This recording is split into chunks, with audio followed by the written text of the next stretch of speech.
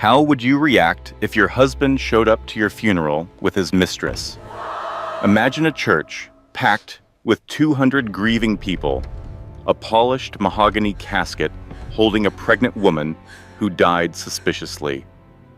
Then, the main doors fly open, and in walks her husband, holding hands with the woman he'd been seeing for months. But there was a secret no one in that church knew. The woman in the coffin was not a victim. She was a brilliant strategist. While everyone believed she was a humble elementary school teacher creating lessons about butterflies, she was quietly building a $47 million business. As her husband schemed to take everything and disappear with his lover, she was recording every lie, every illegal act, every single betrayal. She left behind a video to be played at her own funeral, a video designed to ruin everyone who ever thought she was weak. What comes next will leave you speechless. You need to stick around for this, because nobody could have predicted the final twist, not even me. This is the story of Rachel Morrison, and it is about how a woman from beyond the grave claimed the ultimate victory. This story will teach you one powerful truth. Your silence is not weakness, it's strategy. Every quiet woman who's been underestimated, every person who's been told they're nothing without someone else, this is your reminder that patience and preparation can defeat power and privilege. Stay until the end, because the final revelation will change how you see strength forever. The mahogany casket rested at the altar of St. Andrew's Church, a somber monument to a life cut short. It was framed by bouquets of white lilies, and the gentle flicker of candlelight sent shadows dancing on its glossy surface. 200 people filled the old wooden pews, a sea of black clothing, their faces marked by the unique sorrow of losing someone so young. The air was heavy, with the fragrance of flowers and expensive cologne, but underneath it all was a stronger feeling of shared disbelief. Inside that beautiful casket, which cost more than a year's salary for most, lay Rachel Morrison, an elementary school teacher who was 32 years old. She was a loyal friend, an expecting mother, and now she was gone. I was in the third row, clutching a tissue that was already soaked, my black dress suddenly feeling constricting around my heart, where sorrow had settled like a stone. I am Claire Bennett, and the woman in that casket was more than just my friend. She was my sister in every sense that counted. We had been inseparable since we were 7. My partner through every high and low life had presented to us for 25 years. A quarter of a century of friendship, of secrets shared under the cover of darkness, of comforting tears and shared joy, of phone calls that stretched into the morning, and Sunday brunches where we'd fix the world's problems with mimosas and waffles. All of that was finished, ending here in this cold church with high, arched ceilings and stained glass windows whose vibrant scenes of hope felt like a cruel joke. Rachel was 8 months pregnant when she passed away.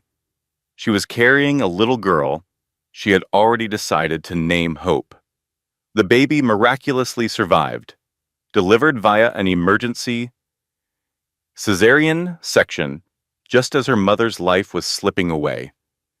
Weighing 4 pounds and 2 ounces, she was a tiny fighter in the neonatal intensive care unit, completely oblivious that she would never meet the woman who had adored her so much, who had sung to her every night, and who had spent weeks choosing the perfect sunny yellow for her nursery. The official cause of death was complications. The doctors used vague terms like sudden infection, rapid organ failure, and unprecedented decline. They would shake their heads and murmur about how some things are unexplainable, how modern medicine has its limits, and how they did everything they could. But I knew better. I knew Rachel had been perfectly healthy throughout her pregnancy. I knew she had been glowing with the special kind of light that surrounds expectant mothers. I knew she was full of life and energy, making plans for a long future that she deserved to have. And I was absolutely certain, with a conviction that settled deep in my stomach, that something was terribly wrong with how quickly her health had failed.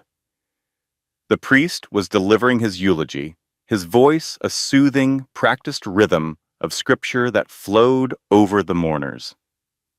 He talked about God's mysterious ways, about eternal peace, and the promise of seeing loved ones again in the afterlife. I barely registered his words. My gaze was locked on the coffin, on the arrangement of white roses lying on its lid, and on a nearby photo of Rachel looking her absolute best, smiling warmly with a hand on her pregnant stomach. It was at that moment the large wooden doors at the back of the church creaked open. The sound ripped through the sanctuary, silencing the priest's gentle sermon. Every single person in the church turned to see what caused the disturbance. The bright afternoon sun pouring in from the entrance created a silhouette of two figures. Marcus Morrison entered his wife's funeral as if he were arriving late to an inconvenient business lunch. He wore a charcoal gray suit that easily cost $3,000.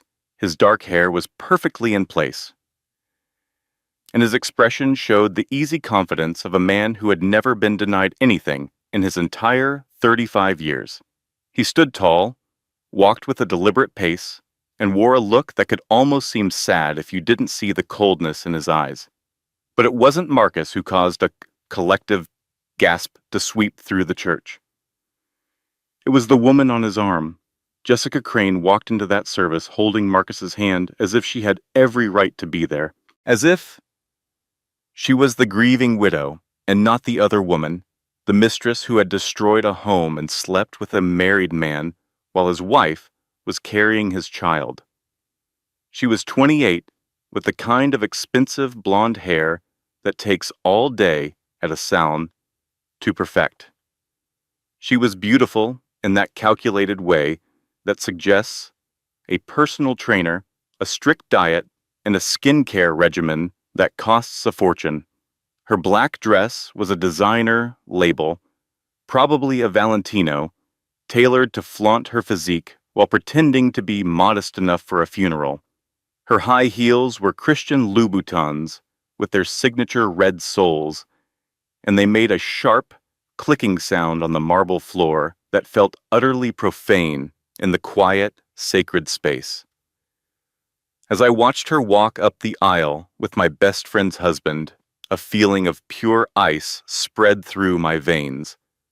Behind me, I heard Rachel's mother let out a sound I will never forget. Betty Johnson was 61, a petite woman worn down by life's struggles. She had worked for 30 years at a truck stop diner in rural Tennessee, taking extra shifts just to give her daughter a chance at a better life. She had driven for 14 hours without stopping to get to this funeral, likely in the same old Honda she'd had since Rachel was a teenager. She had already buried her mother and her husband, and now she was burying her only child. Yet through every tragedy, she carried herself with a quiet grace that was truly inspiring. But seeing her son-in-law stroll into his wife's funeral with his mistress was the final blow that shattered Betty Johnson's composure. She made a noise, like a whimpering, wounded creature, a cry of raw pain that sliced through the hushed whispers, and then her legs gave out. I managed to catch her just before she collapsed, holding her small, trembling body. I held her as she sobbed uncontrollably, and in that moment, I realized something profound. When people show you their true colors in their darkest hour, a time when simple, human decency should matter most, you have to believe them. This wasn't Marcus being cruel because of grief. It wasn't confusion or a strange way of seeking comfort. This was Marcus Morrison finally letting his mask fall away, revealing the monster he had always been to everyone who had ever tried to see the good in him. I have seen people assess their awful nature under pressure before, but I had never witnessed anything like this. I had never seen someone do it in a $3,000 suit at his pregnant wife's funeral, with his lover on his arm and a faint smirk on his lips. Marcus led Jessica to the very front pew, to the seats reserved for immediate family, the place of honor right before the casket of the woman he swore to love for the rest of his life. He sat down and completely ignored Betty, not even sparing a glance for the woman who raised his late wife. Jessica sat beside him, elegantly crossing her ankles as if she were attending a high society event, her face a mask of neutrality, except for a slight, smug curve of her mouth. The whispers started instantly, spreading from pew to pew like a spark in a dry forest. I saw cell phones appear from purses and pockets, even though it was a funeral. People were openly recording, holding their phones up at angles they thought were discreet. By the time Marcus was seated, I was sure the whole disgraceful scene was already spreading all over the internet. The gossip was spreading like wildfire through social media, private messages, and hushed conversations, all while Rachel's body was lying in a coffin less than 20 feet away. The priest had stopped talking mid-sentence. He just stood there at the podium, looking completely lost, as his prepared words about everlasting peace and God's divine mercy suddenly seemed like a total joke. For a long, awkward moment, nobody seemed to know what to do next. The air in the church felt so heavy you could almost taste it, a foul mix of shock, anger, and something else that felt strangely like excitement. That is when the lawyer, Thomas Whitmore, got to his feet. I had only met Tom Whitmore once, just 3 days before, when he asked me to come to his office. He told me things about Rachel I never knew, things that made me wonder if I ever really knew my best friend at all. He made me realize she had been playing a game none of us even knew existed, and we were all about to see the final move. He was 58 years old and had that classic old money Connecticut charm, with silver hair brushed back from a high forehead and piercing blue eyes that seemed to notice everything but reveal nothing. For 30 years, he had been a top corporate lawyer before switching to estate planning. He carried the quiet confidence of a man who had seen everything and was surprised by nothing. He walked to the front of the church with slow, deliberate steps, his face completely serious. The priest moved aside immediately, giving up the podium to this unexpected guest. "Ladies and gentlemen," Whitmore said, and his voice filled the church without any effort. There was a power in his tone that made people sit up taller, that silenced the whispering, and that even made Marcus glance up from his phone with the first flicker of worry I had seen on his face since he arrived. "Before we end this service," he announced, "I have been instructed by the deceased to read her final will. Right here, right now, in front of everyone she loved." He paused, letting his eyes scan the crowd before they settled on Marcus and Jessica in the front row. His next words were spoken softly, but they landed like a punch to the gut. "And everyone who betrayed her." Marcus's smug posture changed just slightly. Next to him, Jessica's perfectly painted nails dug into his arm, her knuckles turning white. Whitmore then reached into his suit jacket and pulled out a thick envelope, the official kind that lawyers use. He held it up for everyone to see before he slowly and carefully broke the wax seal. I didn't get it at the time. I had no idea what Rachel had been up to, what secret she was hiding, or what kind of empire she was secretly building, while everyone just saw her as a sweet elementary school teacher who made worksheets about butterflies. But as I stood in that church, watching the blood drain from Marcus Morrison's face, while attorney Whitmore got ready to read his dead wife's will, I started to figure it out. Rachel had known all along. She knew about the affair. She knew about the lies She knew about every single secret thing they had done behind her back. But she didn't just accept her fate or curl up and waste away like a helpless victim. She had a plan.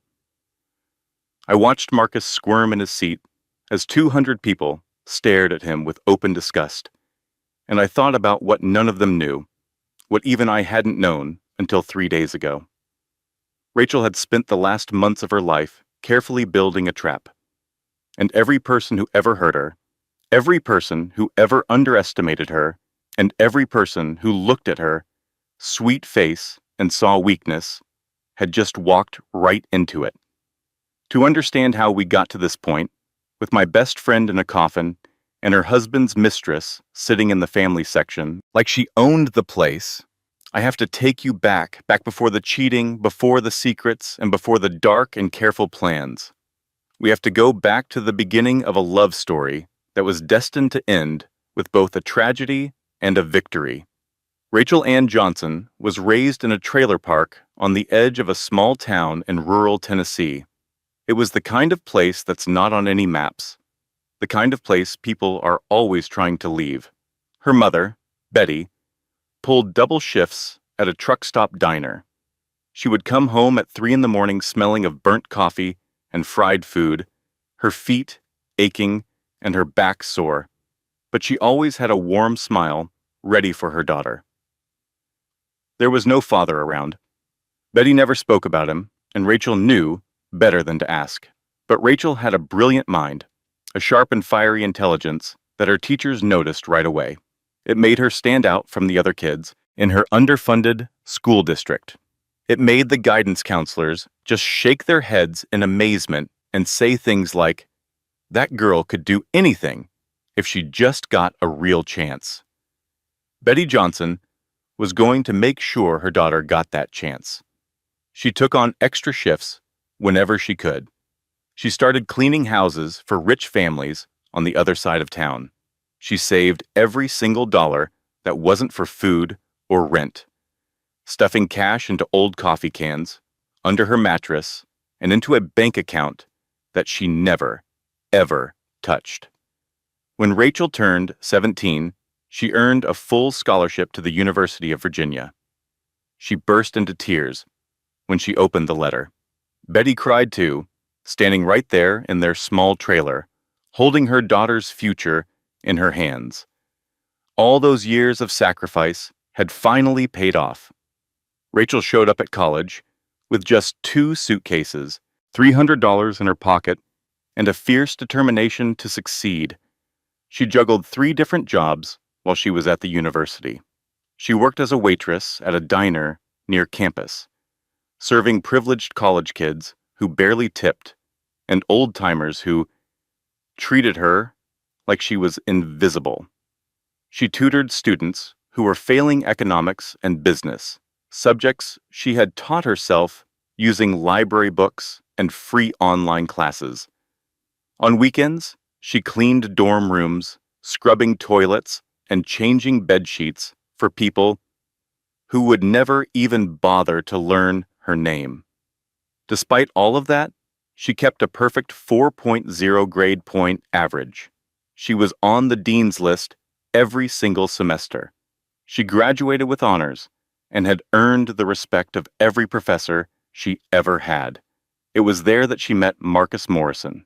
He was the opposite of Rachel in every way. He was wealthy, she was poor. He was well-connected. She was an outsider. He had the kind of deep confidence that only people who have never had a real struggle can have. His family's wealth went back for generations. It was old Connecticut money, built from smart investments, large inheritances, and the kind of deals that get made at country clubs and on yachts. Marcus was failing his economics class, and Rachel was assigned to be his tutor. He arrived 20 minutes late for their first meeting. He was wearing a polo shirt that probably cost more than Rachel's entire collection of clothes, and he looked at her as if she were there to serve him. She should have just left right then and there.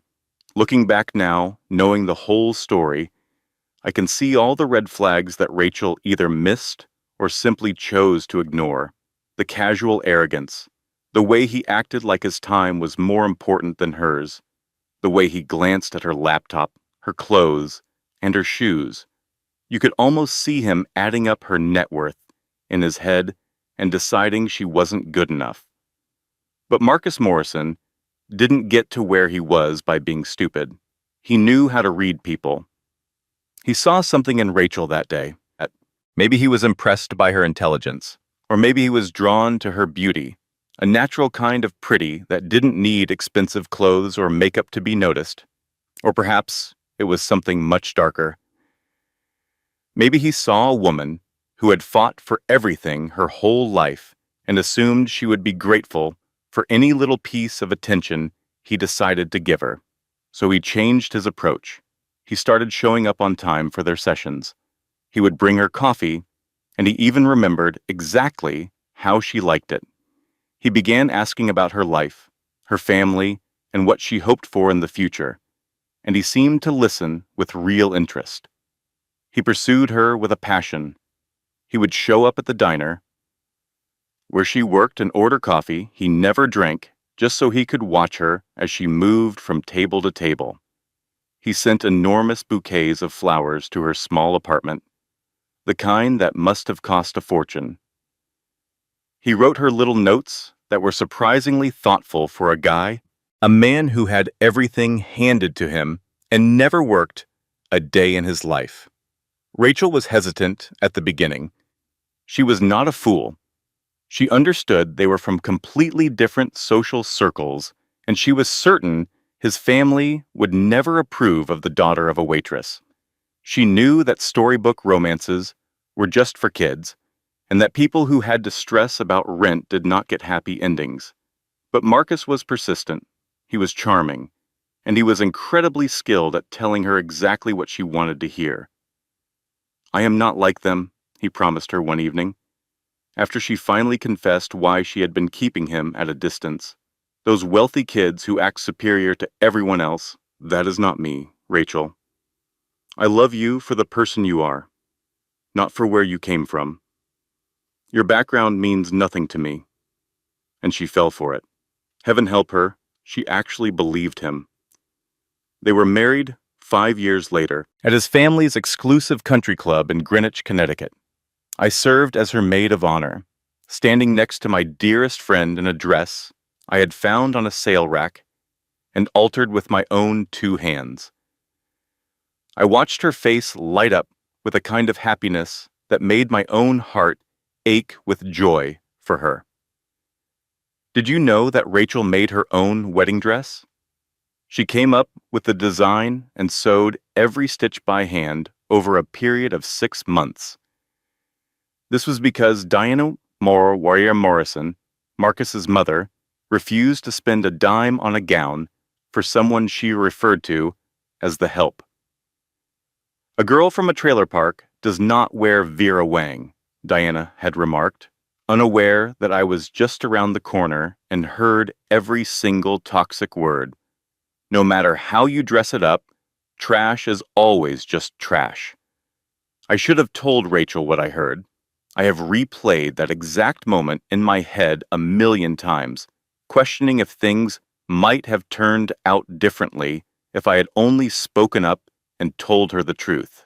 But she looked so incredibly happy that day, standing at the altar in her handmade gown with flowers woven into her hair, exchanging vows with a man she loved with every piece of her heart.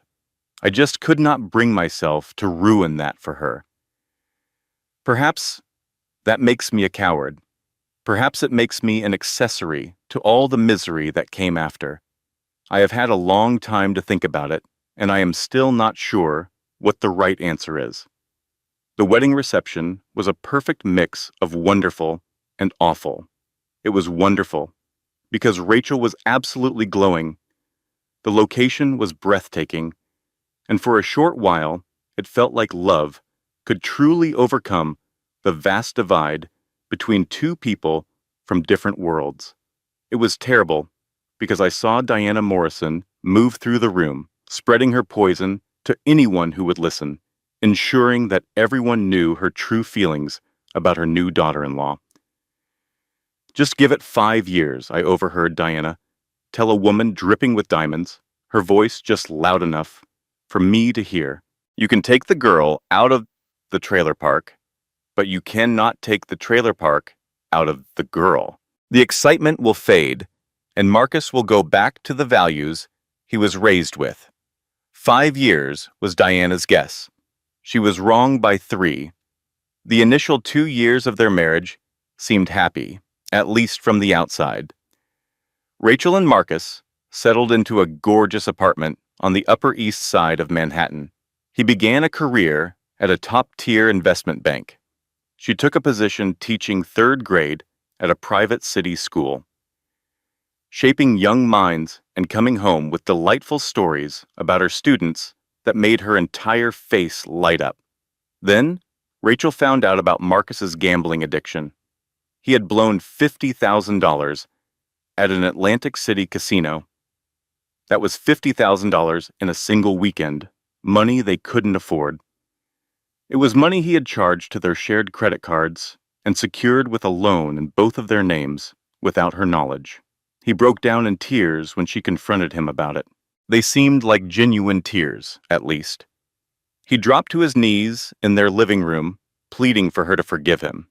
He swore it was a one-off mistake and promised it would never happen again.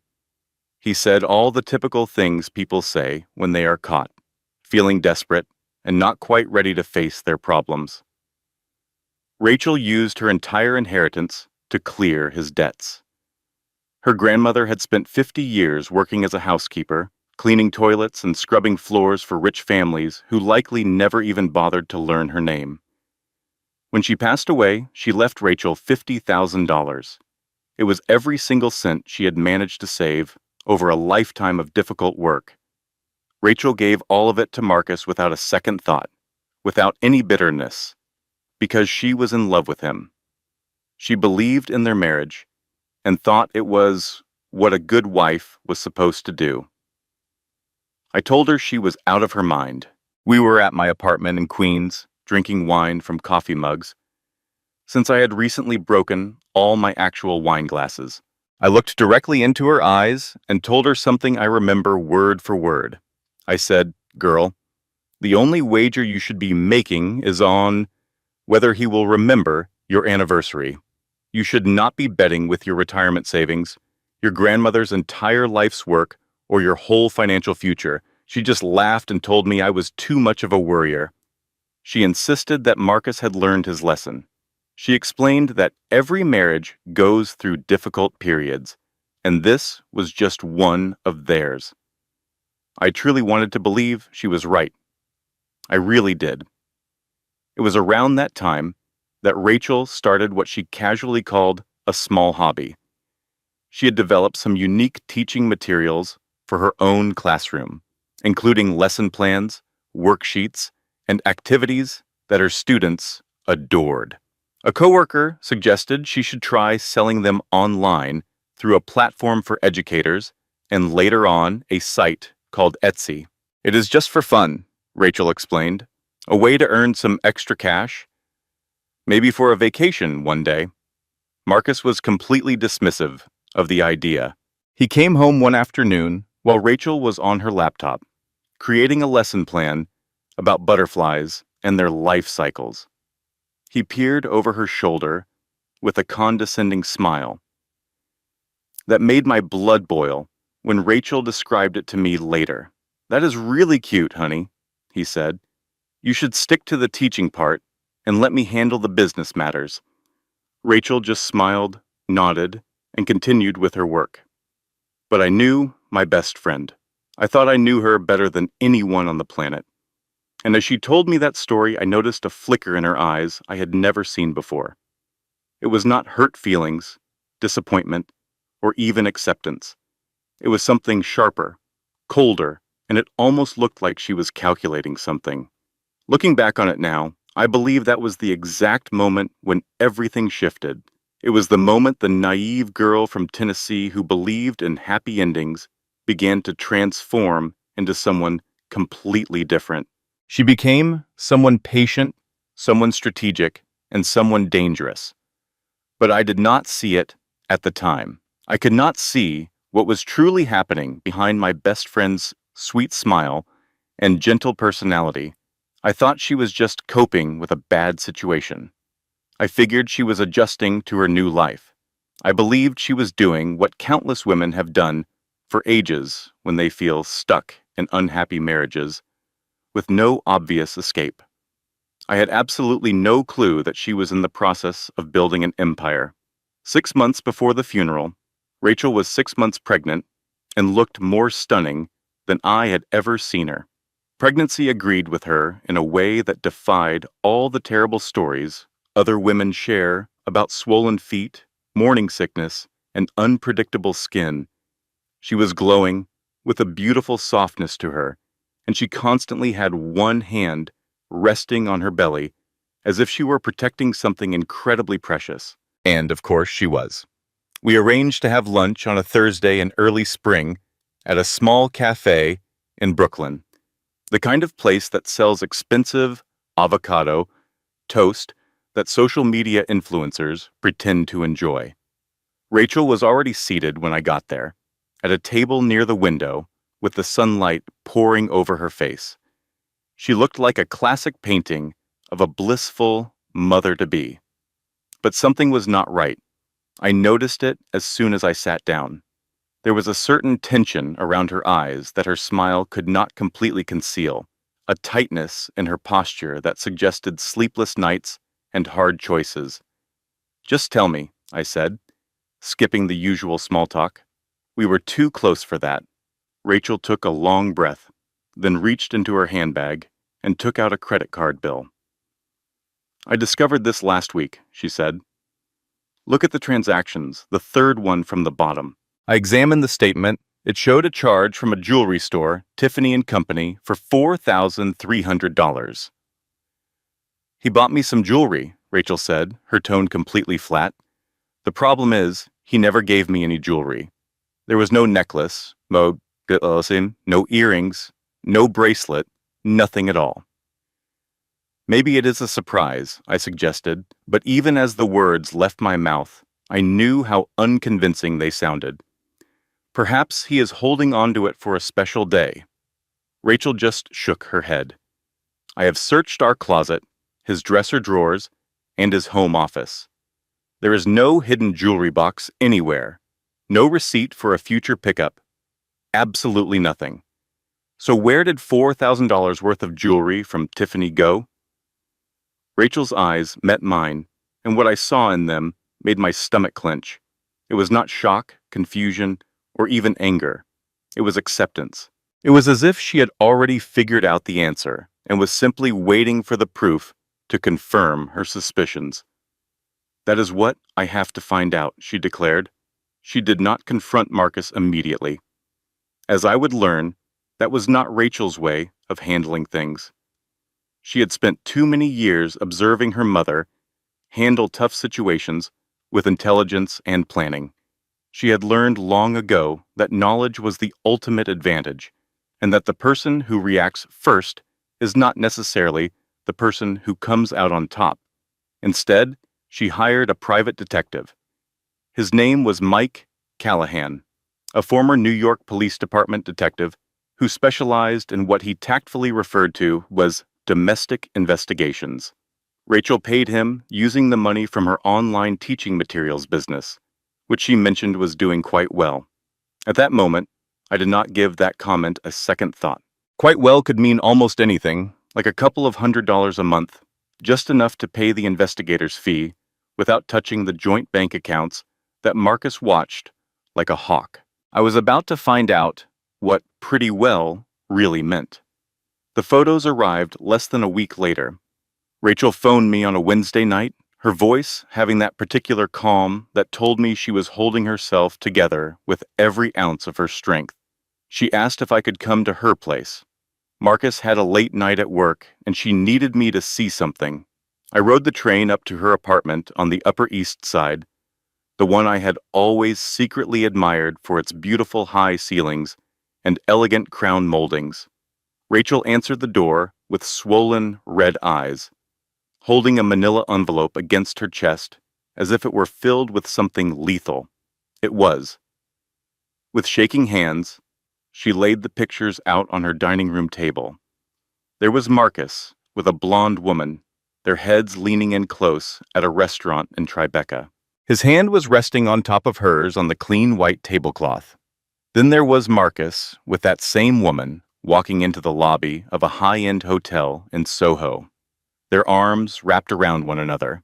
Another photo showed Marcus and the woman on a sandy beach, which the location tag identified as Martha's Vineyard. They were strolling hand in hand at the edge of the water, looking like a couple on their honeymoon. The woman's name was Jessica Crane. She was 28 years old and a junior associate at the investment firm where Marcus worked. She had 87,000 Instagram followers who saw carefully staged photos of a luxurious lifestyle that I now understood was being paid for by my best friend's husband. "How long has this been going on?" I asked, not entirely sure. I wanted to hear her answer. "The private investigator believes it's been at least 8 months," Rachel replied. "Maybe even longer. It started before I was pregnant. It might have even started before I knew I was going to have a baby." We just sat there in silence for a while, the photographs scattered between us like pieces of evidence at a crime scene. In a way, that is exactly what they were. "So what are you going to do?" I asked. Rachel's expression hardened. "I'm going to take my time and think. I'm going to make a plan. And then, when I finally make my move, I'm going to be prepared for anything that happens." She waited an entire week before she confronted Marcus. She spent that time getting ready, but I had no idea back then just how much she was preparing or what she was preparing for. The moment she finally brought up his affair, they were in the kitchen of their gorgeous apartment. Rachel was completely composed and in control. She held the photos in her hand and asked him a very simple question. "How long has this been happening?" Marcus made no attempt to deny it. He offered no apology. He didn't drop to his knees to beg for her forgiveness, like he did when she found out about his gambling addiction. This time, he went on the attack. "You've been so dull ever since you got pregnant," he sneered, and every single word felt like a physical blow. "The only things you ever talk about are the baby, what color to paint the nursery, and which pediatricians to choose. All I hear about is which stroller we should get. It is just draining, Rachel. When I get home from work, I want to be with someone who can hold a real conversation about something besides the symptoms of pregnancy." Rachel just stood there, 6 months along, with one hand instinctively resting on her stomach, taking in every cruel word. "Jessica gets the kind of pressure I'm dealing with," Marcus went on. "She actually values what I do for a living. She doesn't complain about me coming home late for dinner or putting in too many hours at the office. She is encouraging.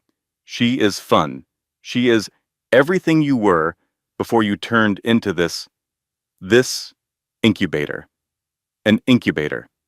He had just called his pregnant wife an incubator, as casually as someone might talk about the weather. But Marcus was not done. It was as if years of cruelty had been bottled up inside him, held in check by the thinnest layer of decency he still had. Now all of that poison was spilling out of him. And what exactly are you going to do about it anyway? Are you going to leave me? On what money? You don't have a thing, Rachel. Not a single thing without me. Your salary as a teacher wouldn't even cover the rent for a tiny studio in this city. And your little side business, selling lesson plans, give me a break. That is a hobby, not a real source of income. He moved toward her, towering over her and using his size to intimidate her. Your mother was nothing but a waitress at some roadside diner. And you're no different. You're a nobody, a complete charity case. I was the one who pulled you out of that trailer park and gave you a life that you never could have had on your own. Every single thing you own, everything you've become, you owe it all to me." His voice lowered into a whisper that felt far more menacing than a shout would have. "If you even think about divorcing me, I will completely ruin you. I will get this apartment, I will get our bank accounts, and I will get the baby. My family has the most powerful lawyers in all of New York. Lawyers who have been working for the Morrison family since before you were even born. Your family has absolutely nothing. No money, no influence, and no power. You would waste years of your life fighting me in court, and when it was all over, you would have nothing left. You'll end up exactly where you began, with no money, all alone, living in some dumpy apartment, and only seeing our daughter on weekends if you get lucky. Is that really what you want? Is that the kind of life you want for our child?" Rachel said nothing. She couldn't speak. Her voice was gone, completely silenced by the sheer scale of his cruelty, and by the sudden chilling realization that the man she had married, the man she had loved and made sacrifices for and trusted, had never really been real at all. He left to spend the evening with Jessica, and she drove to a parking garage on Fifth Avenue. She just sat there in her car for 2 hours, crying until there were no tears left to cry, until her eyes were puffy and her throat was completely raw. Her hands had started to cramp from how tightly she was gripping the steering wheel. She called me from inside that garage, and she was sobbing so uncontrollably that I could hardly make out what she was saying. I wanted to drive straight into Manhattan that very second, just to hold her and tell her that it would all be all right, but she refused to let me come. She told me she had to think. She said she had to decide on her next move. I learned a valuable lesson that day, something that has always stuck with me. When a man tells you that you are nothing without him, he isn't making a threat. He is making a confession. He is telling you his single greatest fear, the one thing that keeps him up at night, the one truth he can't stand to admit. He is absolutely petrified that you might discover that he is the one who is nothing without you. He's scared that his power, his money, and all his connections are meaningless if you choose to leave him. He is terrified that he has built his entire identity on making you feel small, and if you ever dared to stand up to your full potential, everyone would see him for the weak, insecure little man he truly is. After those 2 hours in the parking garage, Rachel dried her eyes. She pulled out her phone and dialed a number I had never seen before. "Tom," she said, her voice now completely steady, with an icy tone that sent a shiver down my spine when she told me about it later. "It is Rachel. I believe the time has come. Set everything into motion." That was the moment I finally learned the truth about my best friend, a secret she had been keeping for 6 years. She had been quietly building something amazing, while the rest of us only saw a kind teacher who sold worksheets with butterflies on them. Her business selling teaching materials was not just a hobby. It wasn't something that just paid for a vacation once in a while, or a fancy meal out. It was a $47 million corporation called Edu Spark Digital, and it was the biggest independent platform for teacher resources in the entire United States. It had hundreds of thousands of people subscribed to it, had deals with school districts all over the country, and had multiple sources of income from subscriptions, licensing agreements, and corporate training seminars. Rachel had created the entire thing on her own, bit by bit, by waking up early and staying up late, all while Marcus assumed she was just grading homework or preparing her lessons. She had officially formed the company in Delaware long before they got married, and she had placed everything into a special kind of trust that her husband could never get his hands on. She had hired a staff, closed major deals, and made smart choices that transformed her small hobby into a massive success. And Marcus knew nothing about it. Absolutely nothing. He believed she was earning a couple $100s a month from selling her worksheets.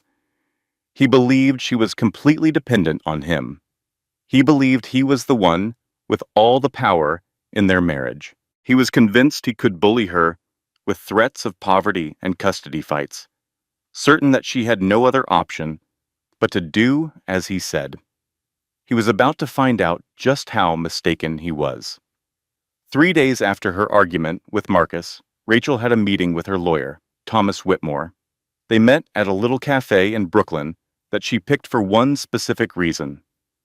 No one from their high society circle on the Upper East Side would ever be seen there. I was there with her because she insisted on it. She told me she needed someone to be a witness, a person she could completely trust to confirm that every action she was about to take was perfectly legal, properly recorded, and beyond any doubt. Tom Whitmore had been friends with Rachel's mother for many years. He had handled a case at Betty's Diner a long time ago, back when he was a new prosecutor getting his start with small-town crimes. Betty had kept him supplied with coffee and pie and had listened to him vent about his long workdays and the difficult people he had to deal with. The two of them had struck up an unexpected friendship that had continued ever since. So when Rachel first needed legal help with starting her business, she had reached out to Tom. When she needed assistance in setting up her company to shield it from a husband she was already starting to distrust, she reached out to Tom. And when she finally understood that her marriage was a complete sham and that she had to protect herself and her unborn child, she reached out to Tom. He laid out all the paperwork on the cafe table with the smooth confidence of a man who had been through this process countless times. Still, I could notice a definite spark of pride in his eyes as he went over what Rachel had created. The entire company is secured in an irrevocable trust, he explained, his voice low, even though we were in a private booth. It was created before you were married, and it was started using only money that you earned on your own. Marcus has absolutely no legal right to any of it. He has no way to get to it, no way to break it, and he doesn't even have the right to know it exists, unless you decide to tell him. Tom tapped a second document. This file contains a full record of his behavior, his gambling debts, his financial schemes, and proof of the affair, complete with dates, places, and pictures.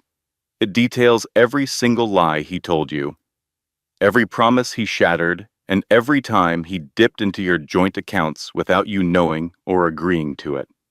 I just stared at the mountain of paper, at the unbelievable amount of evidence my best friend had put together without anyone having a clue. How long have you been collecting all this? 6 years, Rachel answered calmly. It started the very first time I found out he was gambling. I knew right then that something was deeply wrong, even though I did not want to face it. So I began to keep a record, just in case, just in case. She had been married for 8 years. For 6 of those years, she had been quietly and systematically gathering evidence against her own husband. She was preparing for a day she prayed would never arrive, but she was far too intelligent not to be ready for it. What do we do now? I asked. For now, we wait, Tom said. We need Rachel to deliver the baby safely. The child's future must be secured before we make a single move, and we have to be certain that when we do finally act, Marcus has nowhere to run, no hidden money, no legal tricks, and absolutely no way to flip this back on Rachel.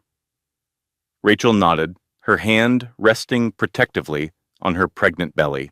And I found something else, she said, something that changes the entire game.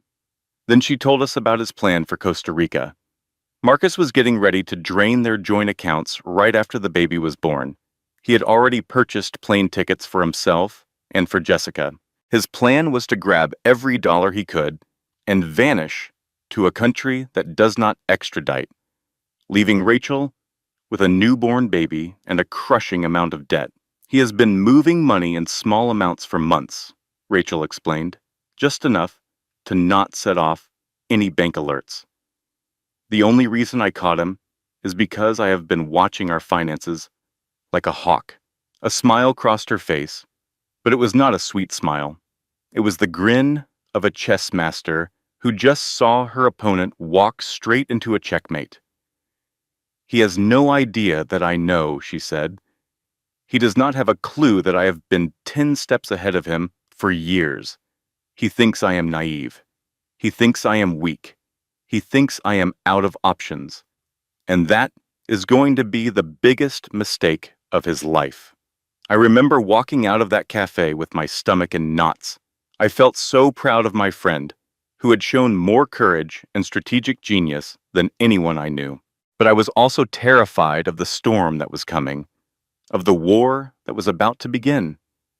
And I felt something else too, something I could not put a name on back then.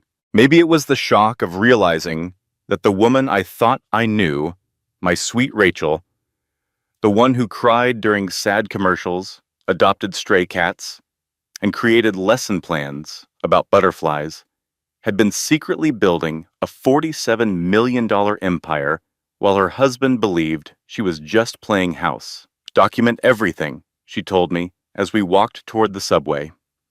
That was her final piece of advice, the wisdom she had earned from 6 years of surviving a marriage to a man who would have ruined her if he got the chance. Take screenshots, make recordings, save bank statements. When you are up against someone who have more power than you, information is your only weapon. Build a file, Claire. You have no idea when you might need it. I thought it was solid advice at the time, the kind of thing you hear and agree with, then tuck away in your mind, never thinking you will actually have to use it. I had no idea how quickly those words would become my own lifeline. The weeks that followed were filled with tension, but also with hope. Rachel played her role flawlessly. She was the devoted, pregnant wife who did not suspect a thing. She worried over colors for the nursery and debated baby names, all while her husband continued his affair with more and more arrogance. She would smile when Marcus got home late, smelling like Jessica's perfume. She would nod along when he called his weekends away, a work emergency. She just waited and watched and wrote down everything. One afternoon, she called me, her voice buzzing with excitement. I found his whole escape plan, every part of it. The bank accounts in the Cayman Islands, the plane tickets to Costa Rica, even the fake passport he had made for himself. A fake passport. It seems he has been planning this for a lot longer than I even thought.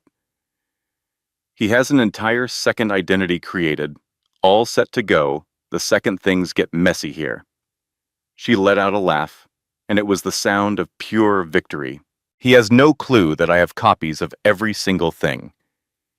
He believes his secret little email account is safe because he chose a password he thought I would never figure out.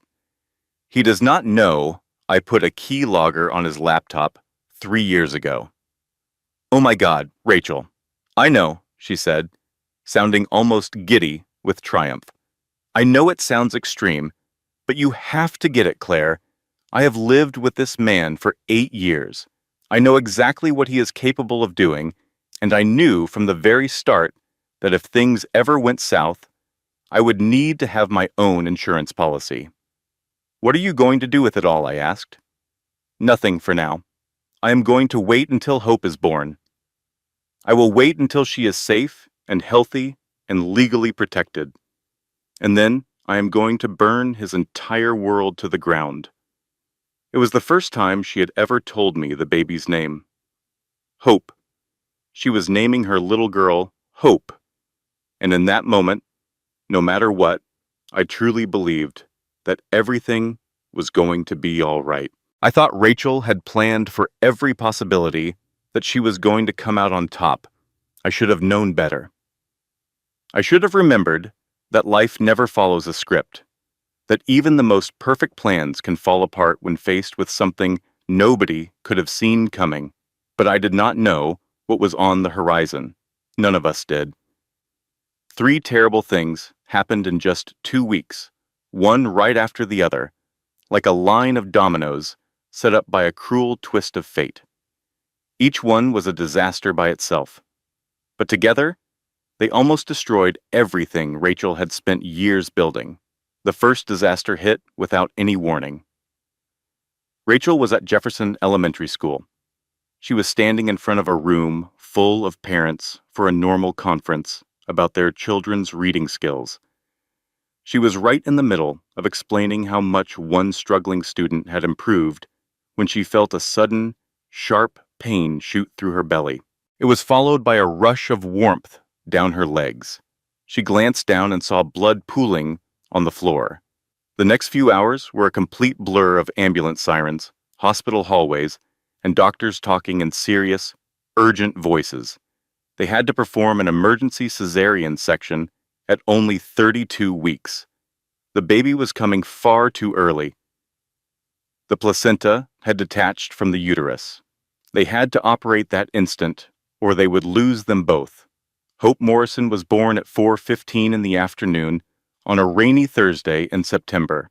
She was 4 pounds and 2 ounces of pure fighting spirit, and she was immediately rushed to the neonatal intensive care unit. There, a network of tubes and monitors would keep her alive while her tiny body struggled to learn what it had not been given enough time to prepare for. Rachel barely survived the surgery. She lost a terrifying amount of blood, and her blood pressure plummeted so low that the doctors were not sure she would survive the night. But she did, because Rachel was never a quitter. She had way too much to fight for to ever give up. She woke up in a hospital bed 3 days later, as weak as a newborn kitten. Her entire body felt like one giant bruise of pain and exhaustion. The very first thing she asked about was hope. The very next thing she asked for was her phone. She could not put her plan into action from a hospital bed. She could not meet with Tom Whitmore, or keep an eye on Marcus's accounts, or get the legal papers ready that would protect her daughter. Every single day she spent recovering was another day that Marcus might find out what she had been building. It was another day he might find a way to twist the situation. Another day he might escape to Costa Rica before she had a chance to stop him. I went to see her every day. I brought her magazines she never read and smoothies she could barely sip. I watched her get more and more stressed as her own body refused to follow her timeline. She was supposed to be in control right now. She was supposed to be strong. Instead, she was stuck in a hospital bed, relying on doctors and nurses and a husband who barely visited and never stayed for long. The first disaster was losing time, strength, and any sense of control. The second one showed up 3 days later, and it was a visitor Rachel never expected. Diana Morrison walked into the hospital room carrying a bouquet of flowers and a cashmere blanket for the baby. She was dressed in that casual, expensive way that likely cost more than my entire monthly paycheck. She gave Rachel a kiss on the cheek with lips that had never known real warmth, and then sat down in the chair by the bed as if she planned to be there for a while. "I came to help," Diana said, her voice as sweet as poison. "Marcus is just so busy, and you need someone to look after you while you heal. We are family, after all." Rachel was too worn out to argue, too exhausted to see the quick, hungry way Diana's eyes darted to her phone on the nightstand, and then to her laptop in the bag near the window. She was too medicated to recognize the wolf hiding in plain sight. I went to the hospital that afternoon to see Rachel, bringing a bag of her favorite cookies and a new book. I quietly opened the door to her room, thinking I would find her resting alone or with a nurse. Instead, I saw Diana Morrison leaning over Rachel's bedside table. She held Rachel's phone in her hands, her eyes glued to the screen as she scrolled through something with intense focus. Rachel was sound asleep. The medical machines beside her bed beeped in a steady rhythm, delivering the medicine that kept her comfortable while her body mended. She had no idea what was taking place just 3 feet away from her. "Diana," I said. My voice was sharp enough to cut through the quiet room.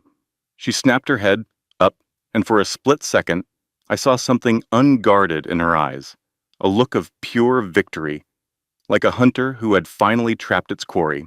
Then just as quickly, it was gone, replaced by a friendly smile so innocent it would have fooled anyone not paying close attention. Claire, my dear, I was just making sure Rachel hadn't missed any important messages.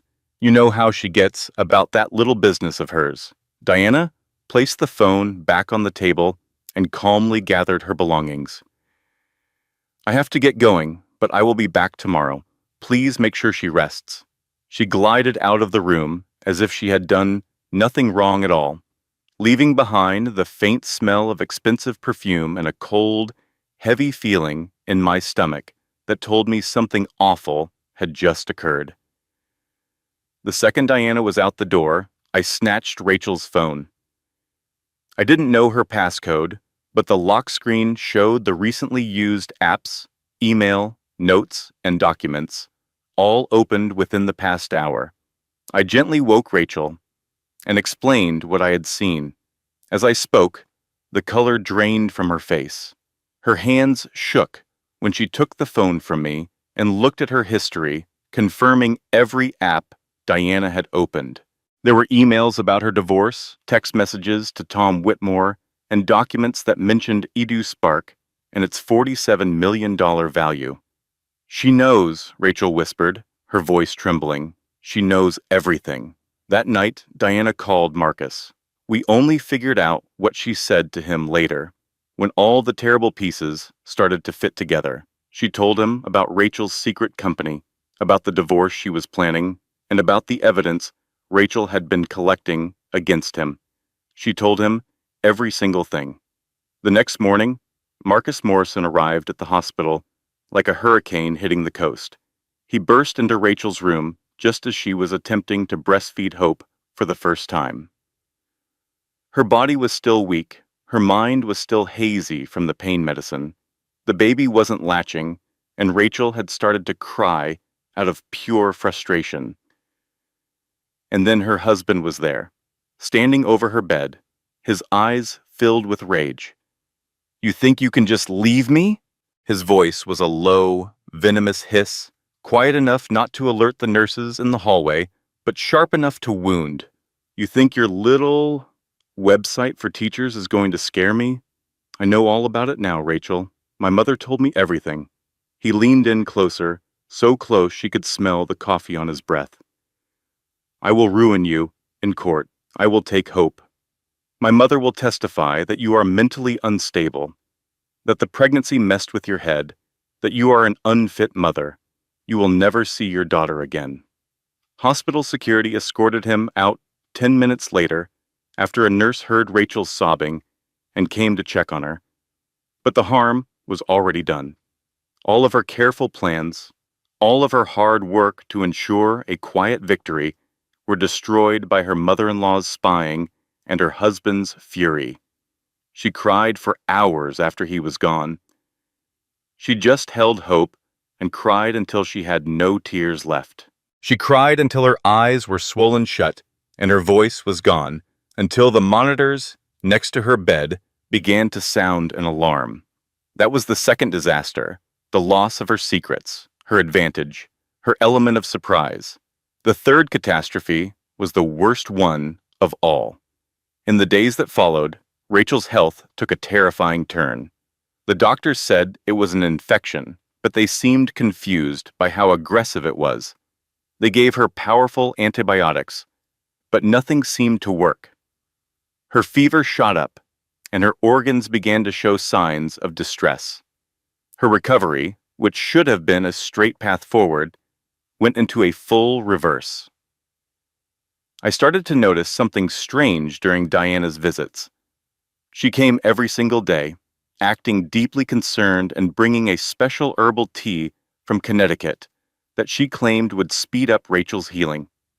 "It is an old family recipe," Diana would say as she pushed a warm cup into Rachel's shaky hands. "My grandmother swore by it. My mother used it. It has healing abilities you just can't get from a pharmacy." Rachel drank it mostly to be polite, to keep the peace and to avoid another fight when she was too weak to stand up for herself. On the night after Diana's third visit with the tea, Rachel's heart monitor started to blare. A voice came over the hospital speaker system, code blue. Crash cart to room 417. I was in the waiting room when it happened, sleeping in one of those awful chairs because I hadn't left the hospital in 3 days. I heard the announcement and my heart sank. I just knew it was for Rachel. I raced to her room and pressed my face to the window, watching in horror as a team of doctors and nurses rushed to her bedside. Her heart had stopped, her organs were shutting down. She was dying right there in front of me, and all I could do was stand there and pray. I prayed to a God I wasn't even sure I believed in anymore. They managed to bring her back twice. After the second time, they weren't sure she would pull through, but she did. She always did. When she finally opened her eyes the next morning, I was sitting right beside her, holding her hand so tightly it was as if I could keep her connected to the world by my will alone. She looked at me with a startling clarity that cut through all the drugs and the pain, and she said 3 words that changed absolutely everything.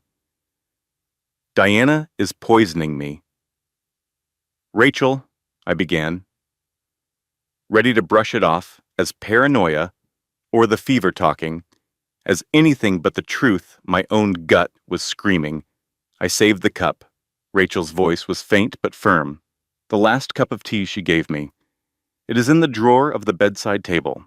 Get it tested, Claire, and get samples of my blood and my hair from the hospital. Make sure the chain of custody is documented. She grabbed my wrist, and her grip was surprisingly strong. I am not going to survive this. I can feel it, Claire. Whatever she is giving me, it is taking over. But I am not going to let them win. Not Diana, and not Marcus. None of them. She made me promise that day. She made me promise to show everyone the video she had recorded, to make sure the world was watching when the truth finally came out. She made me promise to protect Hope, no matter what. I made those promises, and I meant every single one. I just had no idea what it would cost me to keep them. Rachel was moved to a hospice facility on a rainy Tuesday morning, just 3 weeks after Hope was born. The infection had spread everywhere, defeating every antibiotic the doctors threw at it.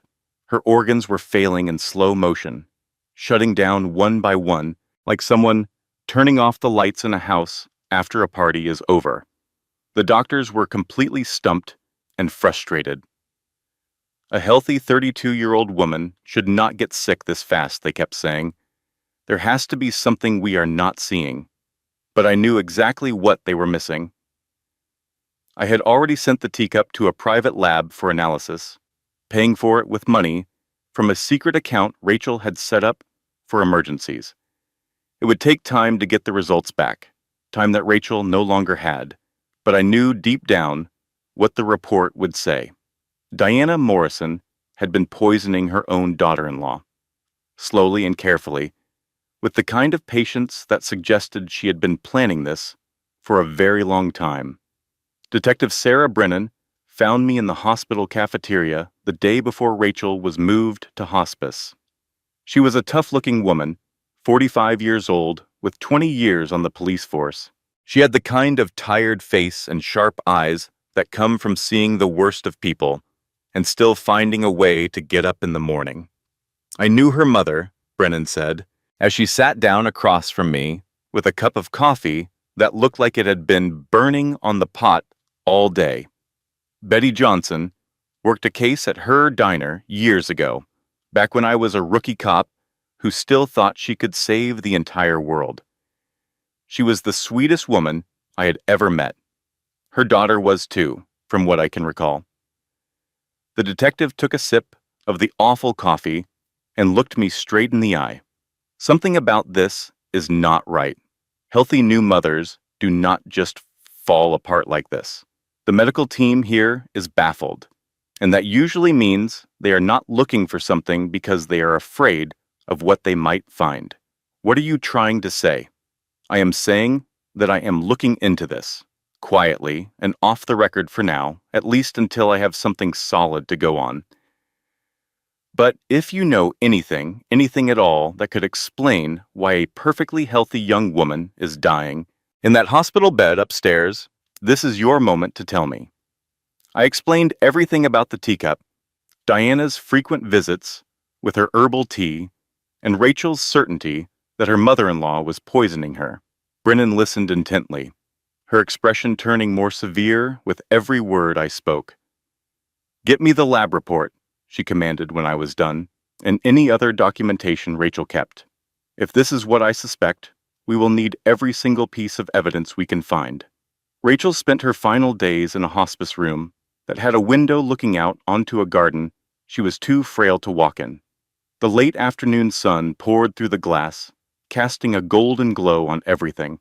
The machines by her bed emitted soft, rhythmic beeps, counting down the time she had left. I sat by her side every day, holding her hand while we talked about everything and nothing at all. There were moments when she was completely clear, as sharp as she had always been, even with all the medication and her failing body. Other times, she would drift away, murmuring about things like butterflies, lesson plans, and a little girl named Hope she would never get to see grow up. During her last fully lucid day, she had me make the promise one more time. I wrote letters, she said, her voice so soft it was almost a whisper.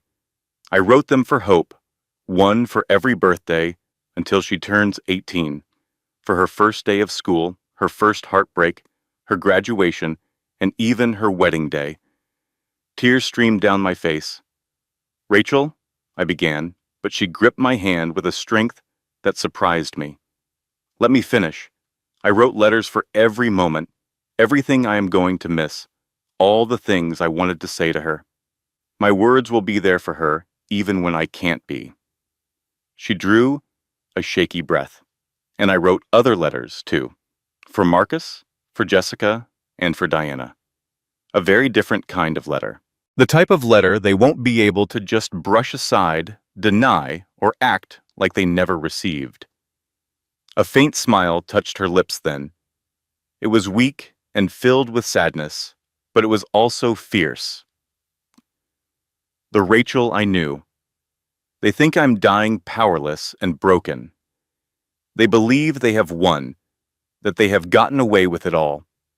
They think the girl from the trailer park finally got what she had coming to her. They have no idea what is about to happen, Claire.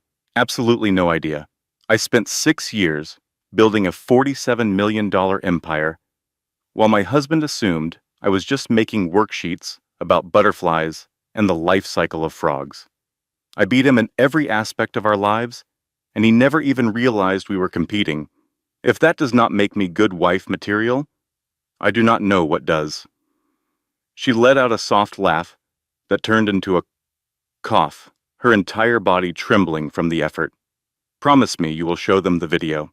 Promise me that everyone will be there to see it, especially Diana, especially Marcus, and especially his little Instagram princess." "I promise," I said, and I felt that promise in every part of my soul. "Promise me you will look after Hope. Raise her to be a strong woman and tell her about me, the real me, not the victim they are going to try and paint me as. Tell her that I fought for her until my very last breath. I promise. Promise me that you will complete what I started. You will find a folder in Tom Whitmore's office. It is marked Phase 2. If Marcus ever makes a threat against Hope, if he ever attempts to take what is rightfully hers, you are to open that folder and you will burn his entire world to the ground. I promise, Rachel. I promise you all of it."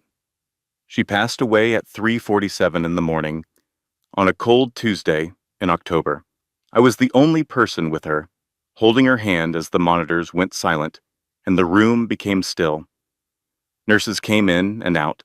The hospice chaplain spoke words that I did not really hear. Outside, the rain that had been pouring all day finally let up, and the very first signs of dawn started to brighten the dark sky. Her final words were a whisper, so quiet that I almost did not hear them. "Make them watch, Claire. Every single one of them." "I will," I told her, even though she was already gone. "I fully intend to." The lawyer, Thomas Whitmore, stood at the podium in St. Andrew's Church, holding an envelope in his weathered hands. The 200 people gathered there held their breath, all waiting to discover what Rachel Morrison had left behind. Marcus was in the front row with Jessica next to him, looking more irritated than worried. He thought this would be a simple procedure. Just a quick reading of a basic will that would leave everything to him, the grieving husband. He had no clue what was about to unfold. "I, Rachel Ann Morrison, being of sound mind and body, do hereby declare this to be my final will and testament." Mr. Whitmore's voice was strong and clear, reaching every corner of the large church. He read the introduction slowly, deliberately building the suspense in a way that made even me want to yell at him to hurry up. And then he got to the first major revelation, and the atmosphere in the room completely changed. "To my daughter, Hope Elizabeth Morrison, I leave all of my shares in EduSpark Digital, a company that I founded and built myself from absolutely nothing over the last 6 years. These shares are to be held in a secure trust, which will be managed by my friend and sole trustee, Claire Bennett, until Hope turns 25 years old." He stopped for a moment, allowing the information to sink in. "At the time of my passing, EduSpark Digital was valued at $47 million. Current financial projections indicate the company's value will exceed $80 million within 2 years." A collective gasp echoed through the church. Marcus's head shot upward, his expression rapidly changing from boredom to confusion, and then to a look of sheer terror. "That is impossible," he said, his voice loud enough for everyone to hear. "She just sold lesson plans online. She made maybe $200 a month." Mr. Whitmore looked at him with the patient disdain of a teacher dealing with a particularly slow child.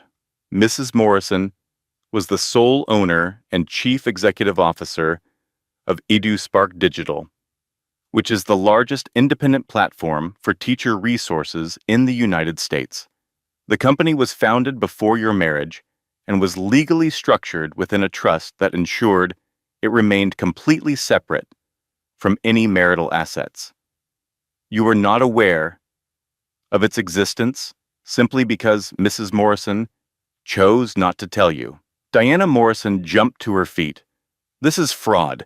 She hid assets from her own husband. That is against the law." "It is perfectly legal," Mr. Whitmore replied calmly. "The company was started before the marriage. Its growth was financed entirely by its own profits, not by shared marital funds. I have 6 years of documentation that proves Mrs. Morrison built this business on her own, without any financial help from Mr. Morrison." "I suggest you sit down, Mrs. Morrison." Diana remained standing, trembling with fury, until Marcus finally pulled her back down into the seat. Marcus tried to regain his composure. I watched him straighten his tie and force his face into a calmer expression. "Fine," he said. "Whatever. As Hope's father, I will be the one to manage her trust until she is of age. The money will stay within the family." Mr. Whitmore did not even blink. "I am not finished, Mr. Morrison, and I think the next part will clarify your assumptions about parental rights." He pressed a button on a remote control, and a large screen lowered from the ceiling behind the coffin. Rachel's face appeared, recorded in her hospice bed just a few days before she died. She looked awful, so thin and pale, with deep, dark circles under her eyes. Her body was clearly giving out, but her eyes were bright, fierce, and had a hint of amusement that made my heart ache with both pride and sorrow. "Hello, Marcus." Her voice was weak, but it carried clearly through the speakers. "Jessica, Diana, if you are watching this It means I am gone, and you are probably feeling quite pleased with yourselves right now." She paused, letting her words hang in the air. "You might be shocked about the money, of course, but you think you can handle it. You think you will get custody of Hope, control her trust, and find some legal loophole that your expensive lawyers missed. You believe you have won, because you always believe you have won. People like you cannot even imagine a world where someone like me could outsmart you." She paused again, a small smile forming that sent a chill down my spine. "You have no idea what is about to happen, so sit down, be quiet, and pay attention." Class is in session. The video played on, and with each passing second, the entire world that Marcus, Jessica, and Diana Morrison had built for themselves began to crumble. "Jessica," Rachel said, "I want to thank you. I know that probably sounds strange, but just listen. When I first discovered your affair with my husband, I was completely devastated. I cried for 3 days without stopping. I thought my entire life was over, that everything I had built had been destroyed by a 28-year-old Instagram influencer who could not keep her hands to herself." She paused, and her smile became sharp. "But then, I got angry. And after that, I got smart. And when I started to dig into Marcus's secrets, I mean really dig deep, I found out something interesting about my own life. It was something I had never even thought to look into before." Documents suddenly appeared on the screen behind her, showing DNA test results with official formatting and a letterhead. "Marcus, Hope is not your daughter." The church erupted into chaos. People were shouting, gasping, and jumping to their feet. Marcus's face turned as white as a sheet, his mouth opening and closing, but no sound coming out. "I had an affair as well," Rachel continued, her voice remaining calm in the midst of the pandemonium. "It happened once, 3 years ago, just after I found out about your first big gambling debts. The ones you swore to me were a one-time thing. I met a man at an education conference who treated me with respect. He looked at me like I was a real person, not some prize to be shown off or a charity case to be fixed. He actually listened when I talked instead of just waiting for his turn to speak." She shrugged on the screen. "I am not proud of it. I was brought up to believe that marriage vows were sacred, but I am not sorry for it either. The DNA test is officially attached to my will. It has been witnessed and notarized. You have no biological connection to Hope. She has no parental rights and no legal claim to custody. A lawyer will contact the man who fathered her, and the decision to be in her life will belong to him and my daughter alone." Marcus looked like he was about to be sick. Next to him, Jessica sat frozen, the color washing out from her perfectly made-up face. "And now for Diana, my loving mother-in-law." Diana flinched as if she had been struck. Her carefully controlled expression shattered, revealing something foul beneath it. "Detective Brennan," Rachel's voice said, "I know you are in the audience. I specifically asked Tom to invite you." I saw Brennan making her way through the crowd. Her badge was already out, and her face held the calm, professional look of someone who knew this was coming. "I have reason to believe Diana Morrison has been poisoning me," Rachel declared. "She did it with the herbal tea she brought to my hospital room each day. I kept the final cup. It is now being held by my attorney, Mr. Whitmore, as evidence, complete with a fully documented chain of custody." Diana scrambled to her feet and tried to get to the aisle. Brennan was already there, blocking her escape with an effortless move. "I also saved my own blood and hair samples from the hospital," Rachel added, "which are also documented and held as evidence. We expect the test results back any day. I believe they will show high levels of thallium. That is a heavy metal poison that creates symptoms like a natural illness and is almost impossible to find without very specific tests." Diana's voice rose to a shriek. This is ridiculous. She was paranoid. The pregnancy messed with her head. I never poisoned anybody. On the screen, Rachel seemed to have expected this very outburst. Diana will likely claim I was mentally unstable, that I was paranoid and delusional.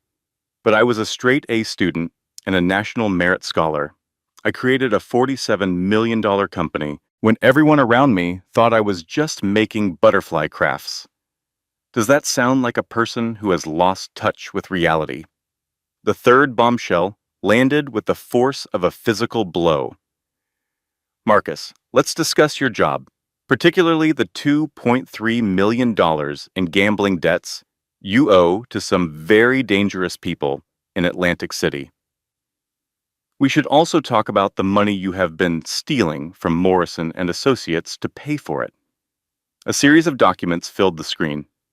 There were bank statements, wire transfers, and betting slips. It was a paper trail that twisted through shell corporations and foreign accounts, all of it perfectly organized and explained. I have already sent complete copies to the SEC, the FBI, the IRS, and your company's ethics committee. By Monday morning, your law license will be gone. By Friday, you will most likely be in jail. And as for those men in Atlantic City who have been waiting so patiently for their payment, they will be very interested to hear that their debtor can no longer afford to pay them. Marcus was shaking now, a visible tremor running through his body as sweat beaded on his forehead. His $3,000 suit suddenly looked like a cheap costume that no longer fit. But Rachel was not done. Oh, and Jessica, one last thing, my dear. Jessica, who had been trying to inch away from Marcus, froze completely. I know that you have been selling Marcus's insider trading secrets to Greg Holloway, his greatest business competitor. I have the emails, the Venmo records, and the text messages where you called Marcus a useful fool who is too self-absorbed to realize he is being manipulated. The screen displayed a text message conversation. Jessica's face crumbled. Marcus, your girlfriend has been systematically wrecking your career from the inside while you were so focused on wrecking me. She has been on your rival's side this entire time, giving him every bit of an important information you were foolish enough to tell her. You were convinced she was in love with you. She just saw you as a rung on her ladder. I suppose that makes the two of you a perfect match. Marcus spun toward Jessica, his eyes filled with pure rage. You were feeding information to Greg. Jessica's composure completely shattered. Marcus, I can explain everything. It is not what it looks like. I was only trying to protect myself if things fell apart. You were selling my secrets. I could end up in prison because of what you said. Oh, that is just perfect. Jessica's voice became a shrill cry. You are the one who stole money from your firm. You are the one with massive gambling debts. I just made sure I would be okay when you finally ruined everything. They stood in the front row of the church, screaming at each other, while 200 guests watched, and dozens of phones recorded their every word. My best friend's funeral had turned into the most shocking reality show anyone had ever seen. Never underestimate a quiet woman, Rachel's voice said from the screen, cutting through the noise. Still waters do not just run deep. Sometimes they conceal a tidal wave, and sometimes that tidal wave has spent 6 years patiently learning where every single fault line is. Police cars pulled up to St. Andrew's Church less than 20 minutes after Rachel's video concluded. Detective Brennan had radioed for backup after the second revelation. She knew what was about to happen and was ready to move on 6 years of carefully collected evidence. Diana Morrison was led out of the church in handcuffs, her protests echoing against the high ceiling. She yelled about her family's name, her powerful lawyers, and her social connections in Connecticut. None of it made a difference. The officer leading her to the waiting police car seemed completely unimpressed by her frantic objections. "I have rights," Diana screamed. "I demand to see my lawyer. This is slander. That woman was completely unhinged. I never laid a hand on anyone." The lab results were confirmed 2 days later. It was thallium, exactly as Rachel had predicted. It was a slow-acting poison that builds up in the body over time, making it look like an infection or organ failure. Diana had been giving it to her daughter-in-law for weeks, possibly months, with the cold precision of someone who had planned out every single move. She would now be in prison for the rest of her life. Marcus was handed federal subpoenas before he even left the church property. The SEC, the FBI, the IRS. His firm had fired him by the afternoon, releasing a statement that called him a disgrace to his profession and a total embarrassment to the legal field. All of his assets were frozen while the investigation proceeded. The plane tickets to Costa Rica, sitting in his desk, would go unused. The loan sharks came looking for him 3 days later. Marcus had been denied bail because he was a flight risk. So he was safely in a federal holding cell when two very large men arrived at his empty apartment, demanding their money. They left angry but not discouraged. Men like that always have long memories. Jessica Crane was arrested and charged with 17 counts of insider trading, conspiracy to commit securities fraud, and being an accessory to financial crimes. Her booking photo was all over the internet in a matter of hours. Her mascara was smeared, her hair was a mess, and her designer dress was creased from her time in a cell. Her Instagram followers plunged from 87,000 to less than 8,000 in a single night. The comments were brutal. This is what you get for choosing a married man over your own integrity. Imagine throwing away your entire life for a man who was already losing his. She really thought she was the star of the show. Plot twist, she was the warning.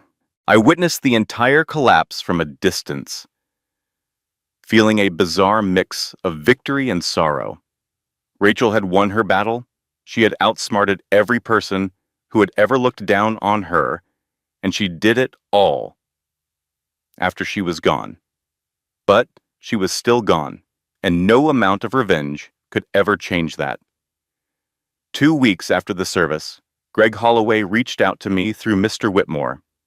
When we met, he seemed nervous, constantly fiddling with his coffee cup in a way that did not fit the image of the ruthless tycoon Marcus always painted.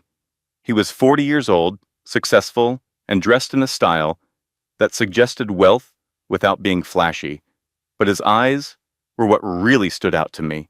They were kind and honest, and they held the same deep sadness that I felt. "I was in love with her," he said softly, "with Rachel. We only had 3 months together, but I truly loved her. She was the most incredible woman I had ever known. She was brilliant and strong and funny, and she had no idea just how special she really was." He glanced down at his hands. She was hesitant to leave Marcus. She believed she could repair their marriage, that she could somehow save it. She kept telling me that she had made a vow and had to try everything possible before she could walk away. By the time she finally accepted the marriage could not be saved, she found out she was pregnant, and then her world began to crumble. He pulled out a photograph. It showed Rachel on a beach, smiling for the camera, with the wind blowing through her hair. She looked more joyful than I had seen her in a very long time, maybe ever. "I never knew about hope," Greg admitted. "Not until I heard about the funeral and the DNA test. Rachel never told me she was carrying my child. I believe she was trying to keep me safe, or maybe she was trying to protect herself. She was certain Marcus would ruin her life if he ever discovered the truth." He looked at me, his eyes now glistening with tears. "I want to be in Hope's life.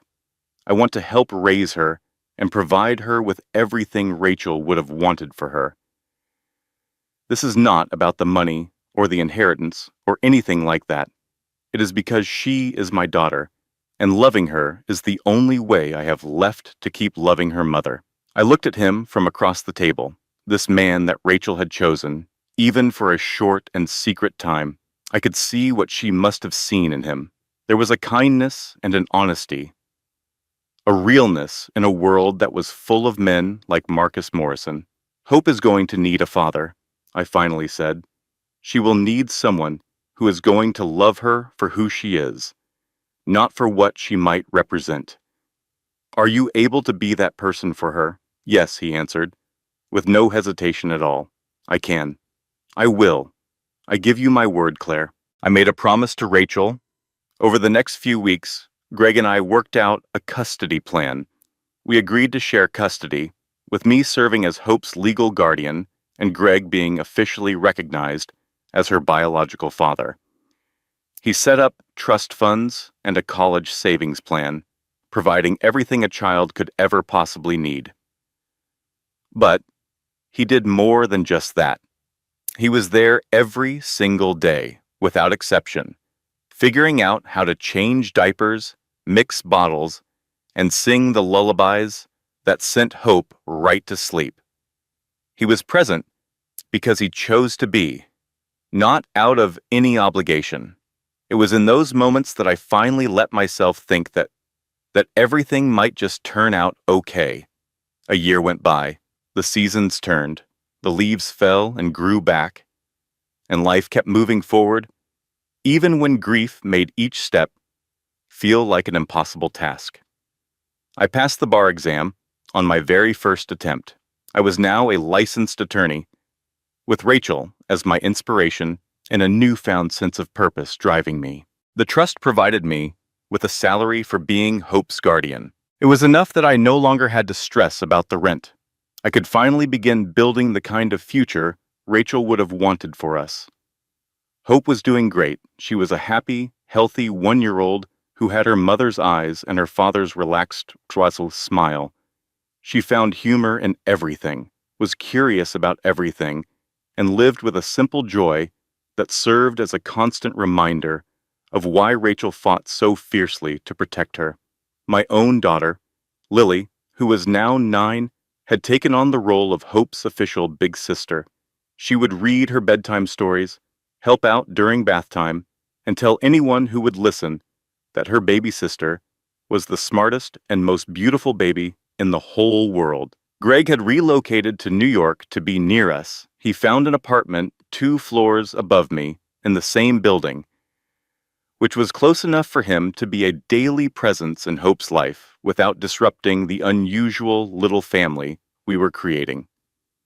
There was no romance between Greg and me. Our bond was something different, perhaps even stronger, a partnership in the most significant undertaking of our lives. Edgewood Park was still growing, now valued at $80 million, with forecasts suggesting it would reach $100 million within the year. Rachel had personally selected the new CEO, left behind specific instructions for the company's direction, and established an endowment. This endowment would provide scholarships for the children of single mothers for many generations. It was called the Betty Johnson Scholarship Fund, a tribute to the woman who spent her life working so her daughter could have chances she never did. Betty was now living comfortably in a house in Tennessee, which the trust had paid for. She had finally retired from the diner, stopped working double shifts, and now had the time to work in her garden and video call her granddaughter every Sunday afternoon. Hope's first birthday celebration was modest but absolutely perfect. My apartment was filled with pink balloons, a banner that Lily had made herself read, "Happy First Birthday, Hope," in crooked letters. Only a few people were there, but they were the most important ones. Lily, Greg, Betty, and Tom Whitmore, all people who had loved Rachel and would now love her daughter in her absence. I rolled a small television into the living room as our guests gathered around. Rachel left videos for Hope, I explained. She made one for every major life event. Her first birthday, her first day of school, her first heartbreak, her graduation, and her wedding day. She wanted me to play them. The room fell silent. Rachel's face filled the screen. She was lying in her hospice bed, but she had applied lipstick and fixed her hair, trying to look like herself as her body was failing her. You could see the medical equipment in the background, all the tubes and monitors that defined her last days, but she had framed the camera to make them less noticeable. That was so typical of Rachel, focusing on the small details even as she was facing death. "My darling Hope," she began, and her voice sounded weak, but it was full of a warmth and love that the recording could not contain. "Happy first birthday, my sweet girl.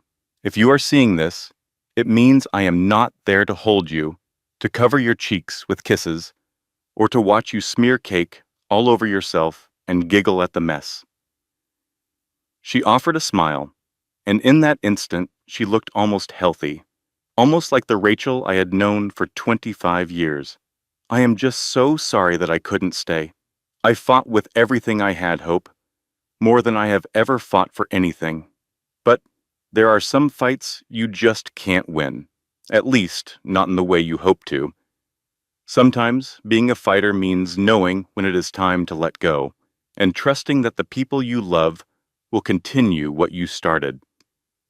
Her eyes were shining, but she did not cry. Rachel was always tougher than people realized. "There is something very important I need you to understand.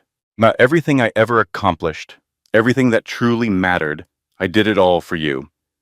The reason I built a company wasn't because I cared about money or success, or even proving people wrong, although I have to admit that part was nice. I built it because I knew you would need to be protected. I knew that people in this world would try to take what belongs to you, people who would look at you and only see an opportunity for themselves. I wanted you to be protected, to have resources, to be independent. I wanted you to be in a position where you never had to depend on anyone for survival. That way, when you decided to let someone into your life, it would be a real choice, not because you were desperate." She took a deep, unsteady breath. "Be brave, Hope. Be kind and be smart. Work hard, but never so hard that you forget how to laugh. Love with all your heart, but not so much that you lose who you are. Defend those who cannot defend themselves. And question everything, especially the people who insist you shouldn't question them. And Hope, there is one last thing. It is the most important thing I will ever tell you."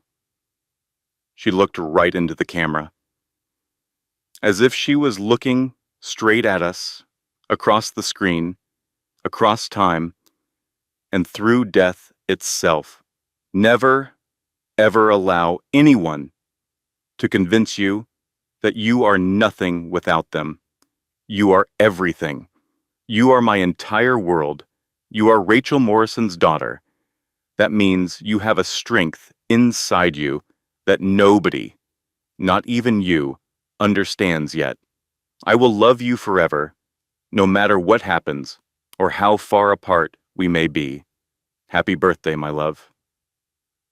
The video came to an end. Tears were flowing freely. Betty held a tissue to her face, her shoulders shaking as she sobbed. Greg hugged Hope tightly, his own face wet with tears, whispering something that was too soft for any of us to overhear. Even Tom Whitmore, who had always maintained a purely professional demeanor, was dabbing at his eyes with a handkerchief. Lily leaned against me, wrapping her arms around my waist. "She's not actually gone, is she, Mom?" she asked. I hugged her close and replied, "As long as Hope has these videos to watch, no, sweetheart, she's not gone at all." 3 days after the party, a letter showed up at my new law office.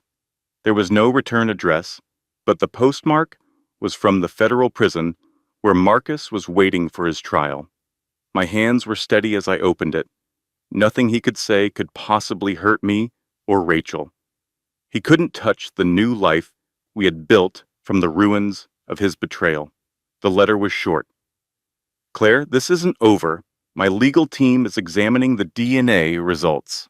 Something isn't right, and once I can prove that Hope is my daughter, I'm going to fight for custody.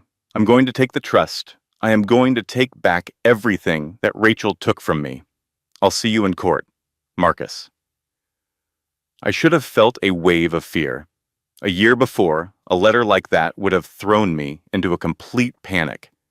But I had spent the last 12 months learning to think just like Rachel, preparing for every possible outcome, gathering information, and organizing documents.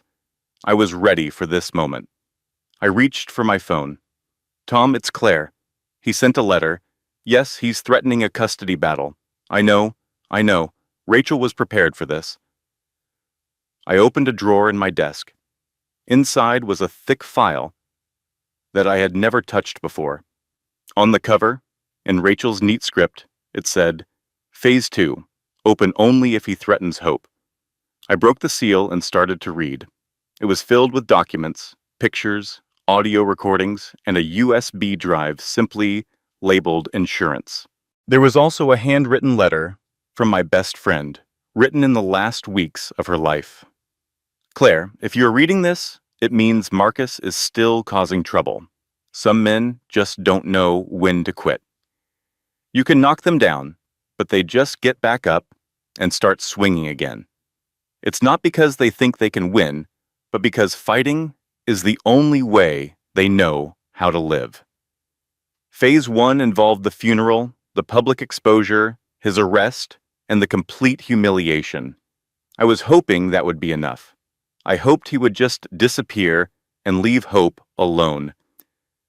But I knew him, Claire. I knew him better than he knew himself. That's why I created Phase 2. He has no clue what I discovered during the 6 years I spent documenting his crimes, the evidence I saved, the things I kept hidden, waiting for this exact situation. He thinks the funeral was the end of it. He's convinced I played my entire hand. He is mistaken. Finish him, Claire. Do it for me, for Hope, and for every woman who has ever been told she is worthless without the man who is breaking her spirit. Love always, Rachel. P.S. Tell Hope that her mama says hi, and tell Marcus checkmate. A smile formed on my face, the same one Rachel had in her hospital video. It was confident, fierce, and ready for a fight. Rachel, I whispered, you were a brilliant, scary, and absolutely magnificent woman. Just how many more surprises did you have planned? I began to go through the contents of the folder. It contained names, dates, and proof of crimes that made the revelations at the funeral seem like minor infractions. It was more than enough evidence to put Marcus away for the rest of his life, to completely ruin what was left of his name, and to make sure he could never harm Hope or anybody else ever again. Through my office window, the city stretched out in every direction. Millions of lives playing out their own personal stories. Somewhere in federal custody, Marcus Morrison was likely patting himself on the back for that threatening letter. He was probably imagining he still had some control, some moves to make, some kind of a chance. He was completely wrong. Rachel had made certain of that. I took out my phone to call Tom Whitmore, to set Phase 2 into motion, to finish what my best friend had started. Justice takes its time, I thought to myself, remembering the words that appeared on the screen at the end of Rachel's memorial video. But it never forgets, and neither would I. And that is the story of how Rachel Morrison, a woman that everybody underestimated, a woman they called trailer trash and boring and nothing without her husband, proved every single one of them wrong from beyond the grave. She taught all of us something very important that day. Never underestimate a quiet woman. Never think that her silence means she is weak. And never, ever make the mistake of believing that money and power will shield you from the consequences of your own cruelty. If this story touched you, if it made you angry or gave you hope, or reminded you of your own inner strength, I want to hear from you. Leave a comment below and tell me, what would you have done if you were in Rachel's shoes? Would you have fought back in the same way that she did? And if you know somebody who needs to hear this story today, someone who might be feeling trapped or powerless or like they are completely out of options, please share this with them. Sometimes a story is the one thing someone needs to remember just how strong they really are. Go ahead and hit that subscribe button and turn on your notifications so you do not miss the next story, because on this channel, we believe in justice, we believe in karma, and we believe that it is the quiet ones who are always the most dangerous. The lesson from Rachel's story is simple but life-changing. Never let anyone define your worth. Build quietly, plan carefully, and when the time comes, let your success speak louder than their cruelty ever could. If this story inspired you, gave you hope, or reminded you of your own hidden strength, hit that like button and let me know in the comments. What would you have done in Rachel's place? Share this with someone who needs to hear that being underestimated is actually their greatest advantage. Subscribe and turn on notifications so you never miss another story of justice, karma, and quiet power. Thank you for staying until the very end. I'll see you in the next story. This content was carefully researched, developed, and manually edited by our team to deliver meaningful lessons and inspiration to our audience. Thank you for listening all the way to the end. I will see you in the next story.